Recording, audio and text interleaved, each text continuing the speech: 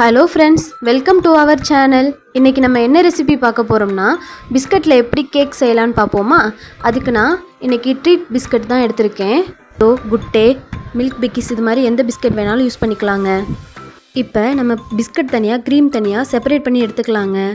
இப்போ நம்ம செப்பரேட் பண்ண பிஸ்கட்டை நல்லா மிக்சர் ஜாரில் பவுட்ரு மாதிரி அரைச்சி எடுத்துக்கலாங்க. இப்போ அரைச்சி வச்சுருக்க பிஸ்கட் பவுட்ரு கூட 1 ஸ்பூன் சோடா உப்பு, 1 ஸ்பூன் நெய், 3 ஸ்பூன் சர்க்கரை, தேவையான அளவு பால் சேர்த்து நல்லா பீட் பண்ணி எடுத்துக்கலாங்க. இது ஒரு கட்டிகளும் இல்லாமல் நல்லா கலந்து விட்டுக்கலாங்க. பத்தலைனா இன்னும் கொஞ்சம் கூட பால் சேர்த்து நல்லா கலந்துக்கலாங்க. ரொம்ப தண்ணியாகவும் இல்லாமல் கெட்டியாகவும் இல்லாமல் இந்த மாதிரி கன்சிஸ்டன்சி வந்தால் போதுங்க. பாருங்கள், இது மாதிரி ஒரு தோசை மாவு மாதிரி அந்த பதத்துக்கு வந்தால் போதுங்க.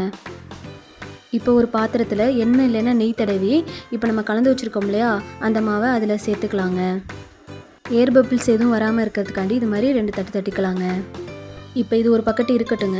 இப்போ நம்ம செப்பரேட் பண்ணி வச்சுருக்கோம் இல்லையா, அந்த க்ரீம் கூட கொஞ்சம் ஆயில் சேர்த்து நல்லா பீட் பண்ணி வச்சுக்கலாங்க.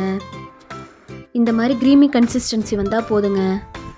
இப்போ நம்ம கலந்து வச்சுருக்கோம் இல்லையா, அந்த மாவை அவனை 10 மினிட்ஸ் ப்ரீ ஹீட் பண்ணிவிட்டு 180 டிகிரி செல்சியஸில் 20 மினிட்ஸ் வச்சு பேக் பண்ணால் சூப்பர் சாஃப்டான ட்ரீட் பிஸ்கட் கேக் ரெடிங்க.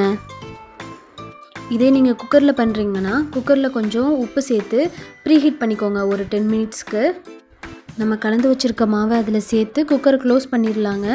ஒரு 30 மினிட்ஸ் மீடியம் ஃப்ளேமில் இருந்தால் போதுங்க. கேஸ் கட்டை ரிமூவ் பண்ணிடுங்க. ஓகேங்க, நம்ம ரெடி பண்ணியிருக்கோம் இல்லையா அந்த கேக் ஸ்பாஞ்சு, அது மேலே நம்ம ரெடி பண்ணியிருக்க அந்த க்ரீமை வந்து அப்ளை பண்ணிக்கலாங்க. உங்களுக்கு க்ரீம் வச்சு சாப்பிட பிடிக்கும்னா இது மாதிரி பண்ணிக்கோங்க, இல்லைனா ஸ்கிப் பண்ணிக்கலாங்க இந்த ஸ்டெப்பை கூட. ரொம்ப டேஸ்டியாக இருந்துச்சுங்க. நீங்களும் இதே மாதிரி ட்ரை பண்ணி பார்த்துட்டு எப்படி இருந்துச்சுன்னு கமெண்ட்டில் சொல்லுங்கள். ஓகே, பாய்.